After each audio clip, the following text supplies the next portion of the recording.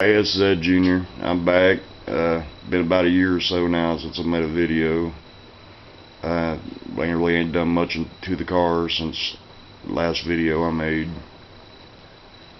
But I am back now and I'm going to get back to work on it. She's sitting right there. I think the last time I left you, I was taking the front of this motor apart, check out the timing chain shit. Let me grab my light.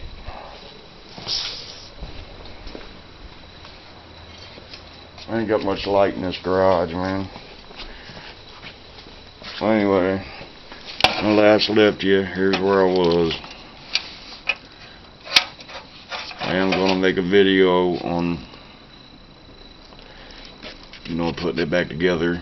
I'm going to drop the oil pan, just go ahead and put a new oil pan gasket on it and do it that way. I don't think I'm going to change out the timing chain because, yeah, it's been 10 years or so since I put a timing chain in it, but hell, the car ain't really, been driven. Hell, probably ain't got 500 miles on that chain. So I'm not going to worry about changing it because I've got something better that I'm putting in here that I found offline.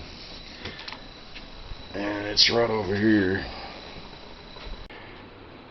Alright, this is a 1968 Olds 455 I picked up offline. A guy had it posted on Craigslist along with an 350 Olds. He wanted $200 for it, and I called him up and was talking to him about it, and I had this shotgun, not a shotgun, it was a little 22 rifle that I bought back a year or so ago, and I put it in my gun cabinet and never did even shoot or nothing. Brand new little 22, little Marlin, and actually, if he'd be interested in doing some trading, he wanted $200 for this. So I said, yeah, he'd be interested. I seen some pictures of it and everything. He was interested in it. So I went up, left about 100 miles. It was about 100 miles from here. Drove up there, and he said this had come out of a 68 Olds 88, and that they had it in a Cutlass, 71 Cutlass, for a bunch of years, and then he took it out of the Cutlass and it sat in a barn or a garage or something for like 7-8 years. And when I got there, it looked like it'd been sitting in a bottom of the lake for like 7-8 years. Really looked pretty bad, pretty rusty, man. I was pretty worried about how it was going to come apart, but it managed to come apart pretty good. There wasn't nothing major. I broke, a couple old bolts like off in the exhaust manifold and shit, but luckily they broke off in spots where it'd be easy to get them out. So other than that, I didn't have, any bolts break, everything come apart really good. I was real surprised. There's a lot of junk come off this motor. That's pretty much what I took off of it, and what I've got over here on the cart. Intake, it's weighed about 100 fucking pounds. I did manage to, if I didn't tell you, the motor is stuck, and it's been out here soaking in this solution now for about 2 weeks. It's like half diesel fuel, half transmission fluid, and you don't have to soak it for 2 weeks. I hadn't had time to come out here and mess with it, so that's why mine's been soaking for 2 weeks. But let it soak for a couple days, 2-3 days, and you should be able to, whatever you froze up should be able to pop loose for you.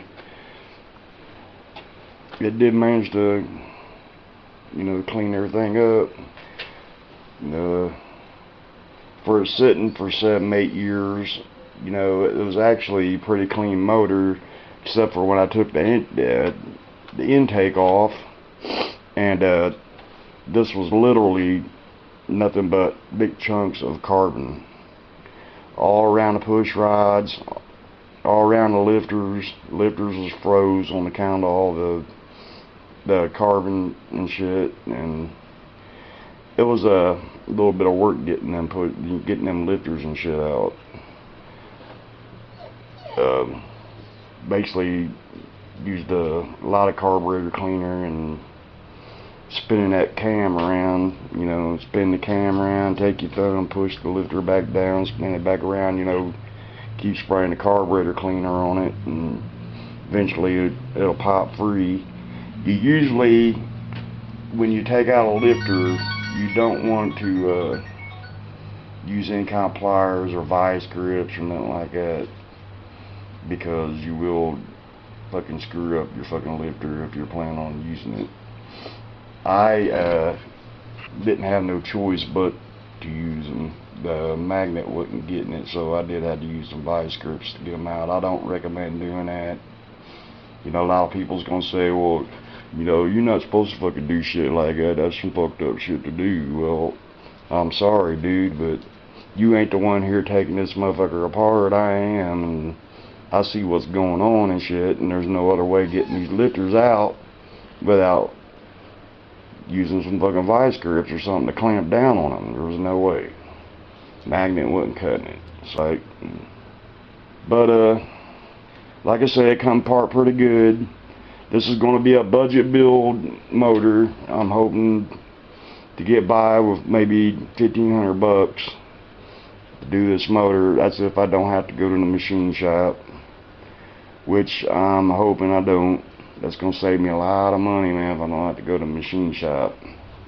I did manage to get a couple of rod caps off. Excuse me. I did manage to get a couple of the rod caps off. Let me spin this light around here so you can see.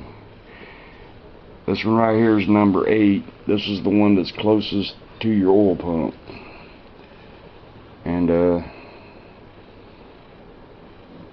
really no major scratches or nothing like that. And of course, this is the one closest to your oil pump. This is the one that's going to get the most oil.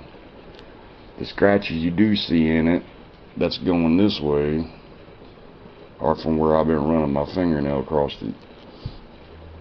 They can do a little, what they call a fingernail test. You run your fingernail across the bearing, and if it don't catch on nothing, you know, then really ain't got nothing to worry about, which I'm replacing the bearings anyway, so it really don't matter.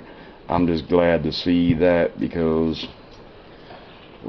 like this one here, this is number 3. I couldn't get to number 1 on account of the engine stuck, and it's turned down to where I can't get nothing on the nuts to get the cap off. So I can't get it off until I get the engine turn over.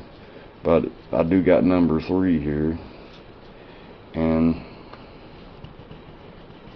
really no wear on these. There's no, you know, like dark spots or nothing on them really. There's really no scratches. I mean, I'm pressing down pretty good with my nail, and these bearings are, you know, surprisingly decent.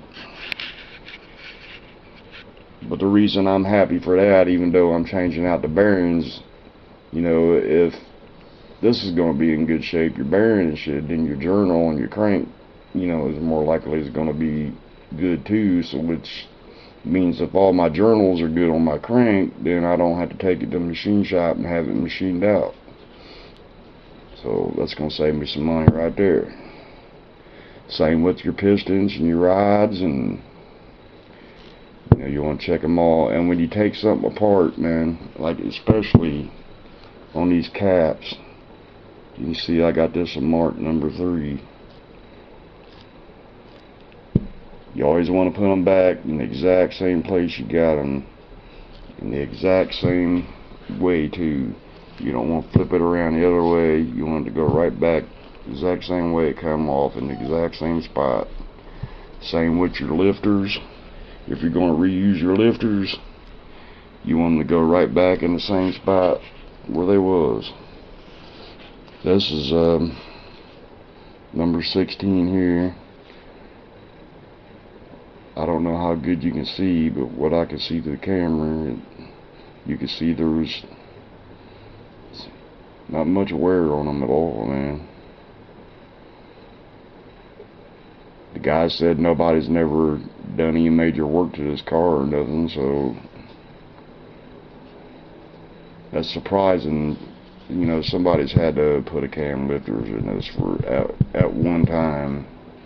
But this motor being that old, man, you know, that motor, I was born in '69. This is a '68. That's motor's 48 years old. You don't pull lifters out that look like that on a 48-year-old motor, man, unless it's been redone. Same with your lifters. You want your lifters to go right back in the exact same spot that you took them out. Same thing with your push rods here. And your rocker arms. You want your push rod to go right back with the same rocker arm, same lifter. You don't want to flip it over or nothing like that. You want the tips to ride on the exact same place that it rode before. You know what I mean? So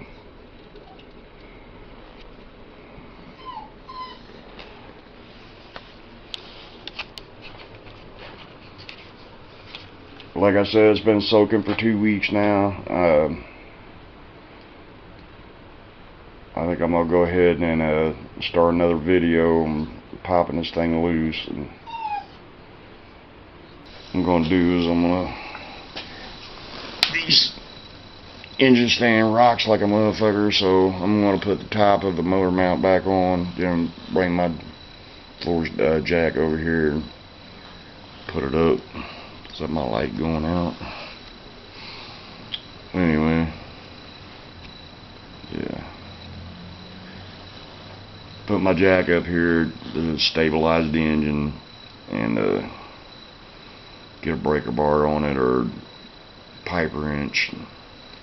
And I'm pretty sure that it's gonna pop loose. Like I said, it's been soaking for 2 weeks now. So if it don't pop loose, then I got something serious wrong.